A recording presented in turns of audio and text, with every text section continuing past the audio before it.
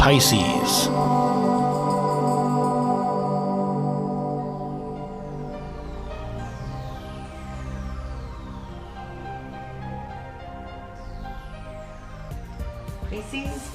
Pisces, Happy New Year 2016. And so here we are starting off the new year here with just a power punch of energy here, smack full in your 11th house. So what is that going to mean? I see you just being out and about, being very socially busy this month. There's people needing to speak with you, reaching for you. And we have the sun, got Mercury, got the new moon and Pluto in this area. So for you, that is new beginnings for one, because the sun is going to be hitting there onto Pluto, initiating something new, and this will be on the 5th already. And so whatever that is, it's something you've been working on, working towards or for a while, and that energetic cycle is just going to create that powerful transformation which Pluto is capable of doing. Plus we got the new moon here, and the new moon will be happening on the 9th, and it will be 19 degrees there in Capricorn. So the new moon is when we write the abundance check, that's one thing, but it's the intentions that we put down. And for you this month, it should be all about looking at the groups and the organizations that you are affiliated with, working with, or for the friendships that you have. How can this revamp itself and open up to new, higher dimensions? The 11th house is all about technology as well, since it is ruled by Uranus. So some of you might see that you're really going to get into those social networks, right?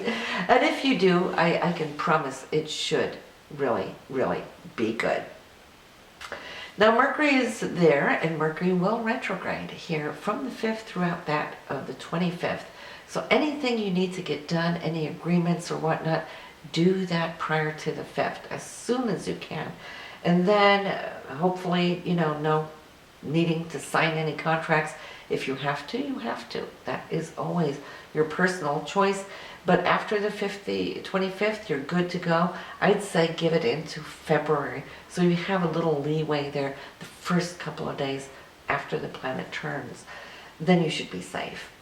But retrograde here in the 11th house also brings friendships from the past back around. So don't be surprised if suddenly somebody's going to call you out of the blue or contact you on Facebook. It's one of those times where I say that Mercury retrograde is a blessing, because it does bring people in foreign places back to us. Not necessarily foreign, but places of the past. So this is a wonderful time for you to be out and about, be social, network what you can. And then we have Venus now in your 10th house for career. Now Venus is what you love and desire, it's beauty and all those things, and also money. Now the 10th house for you, here having Venus in Sagittarius, it's all that happy-go-lucky, enthusiastic type energy. So you're going to feel that you're bouncing all over the place with your career, which is great because it's very expressive, very open, dynamic, and charming in the sign of Sag. And it will be meeting up with Saturn. Now Saturn has been working its way through. It's currently 11 degrees there in Sagittarius, and when when Venus catches up with it, creating that conjunction, well then you're securing something. This is on the 8th of January. Whatever that may be for you, it could be different from one Pisces to the other, but what it does do for all of you is securing, putting down new roots here financially, or also with some potential, perhaps new project. It could be an opportunity presenting itself. In that case, it could really give you longevity because of Saturn's placement right there. So this is a wonderful time, and of course Mars is not too far behind, but Mars has been working and plowing through Libra in December, doing the balancing of everything, looking at your money, looking at your investments.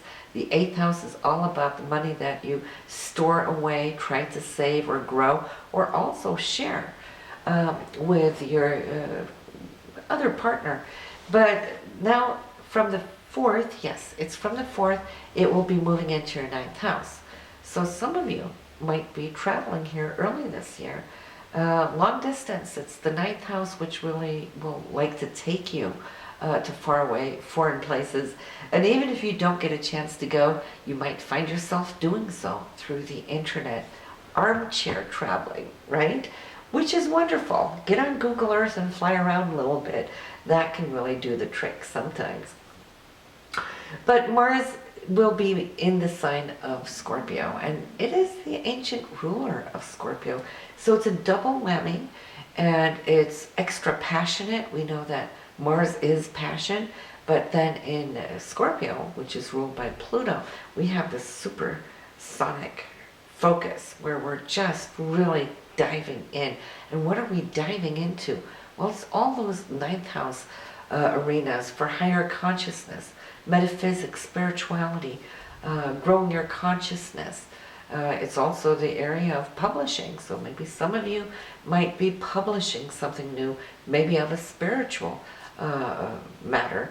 And it could also just be anything having to do with the law.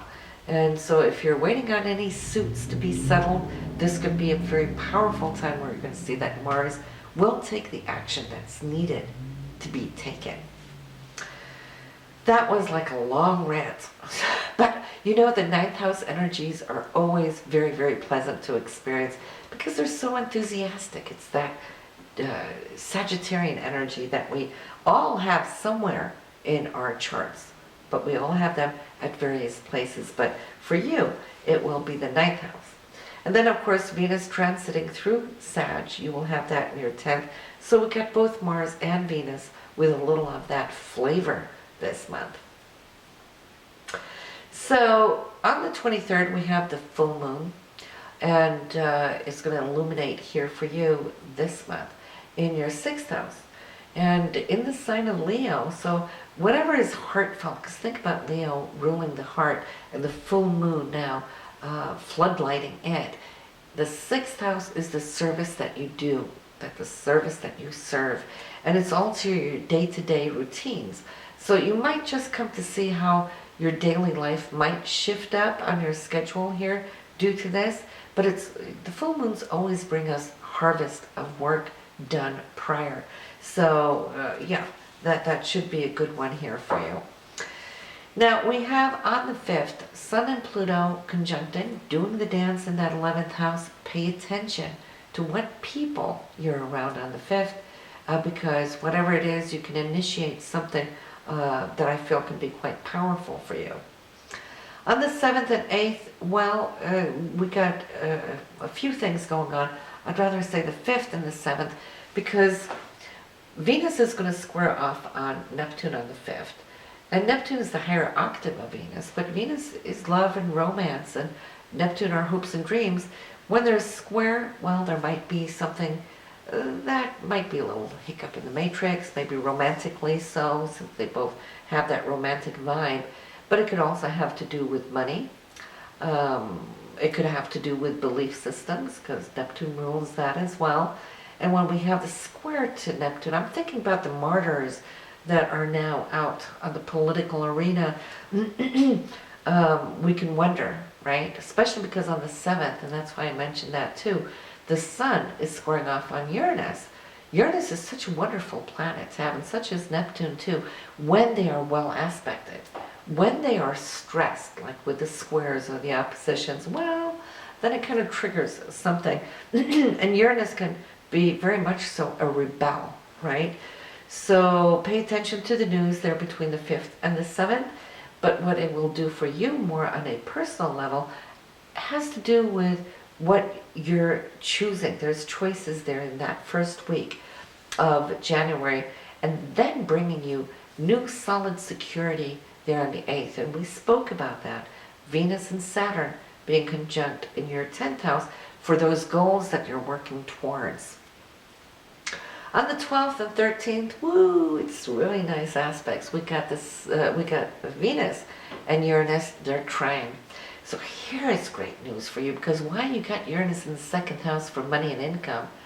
And Uranus is always that unexpected energy. Venus up in that 10th house. So here's money coming from some project that you've been working on, or you might be offered a position or something where you can come to increase your finances as you go along.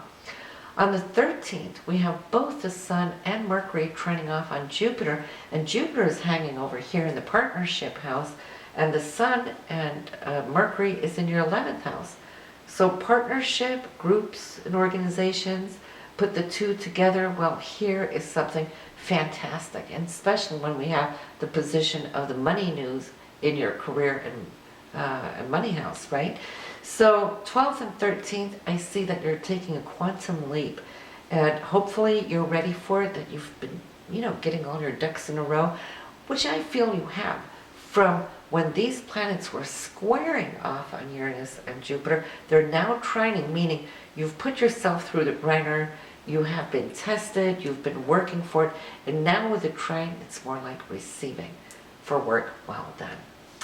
On the 17th, though, Venus in the 10th and Jupiter in the 7th, well, they're squaring. And you just don't want to squander, and I've said that to all the other star signs too.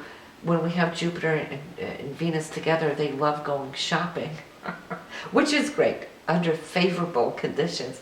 But when they're square, well, we might just spend a whole lot of money on nothing.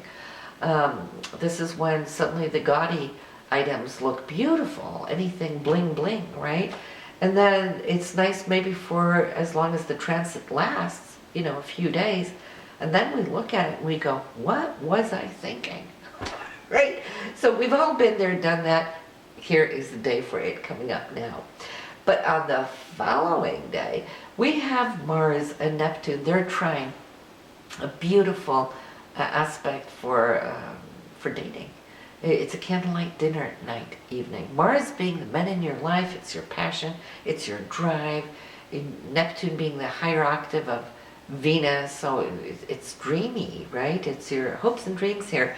So if you are in a relationship, circle that day. If you are single, I'd say be out and about. If you're looking to find somebody, you might just find somebody. Let me find that piece of paper which fell down, because the moon on this day of the 18th, which happens to be Martin Luther King's day, the moon is also setting up a whole series of beautiful trines. It's trining Pluto, it's trining Mercury, it's trining Jupiter and the Sun, and then we have Mars and Neptune also trining. So you can see this is a day of magic, all right? So enjoy that. And coming to the close of the month, we got Mercury and Pluto conjunct. Now, that's covering the very same degree that the Sun did on the 5th. Here comes Mercury doing the same thing. So there could be a correlation of events on those 2 days. And it's difficult to see when I don't have your natal chart to see exactly where it's going to hit you personally. But in general, for all of you Pisces, this will be taking place in the 11th house. So hopes and dreams and friendships and social activity and whatnot, there may be a communication or a door opening up here somewhere within these social networks, which really can come to oomph you as you move ahead. So just recall, though, that no matter what really wants to start and initiate there, that Mercury still is retrograde for another 3 days. It won't turn before the 25th.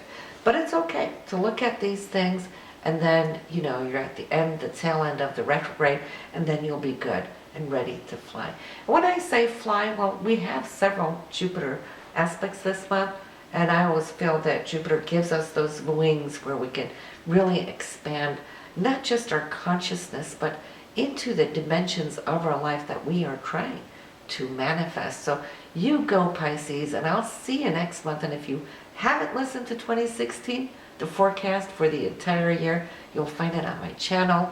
It's been up there for a little bit. And then, of course, now we're also uploading January's Tarot reading, so you can see what the cards have particularly there for you. I'll see you next month. Bye now.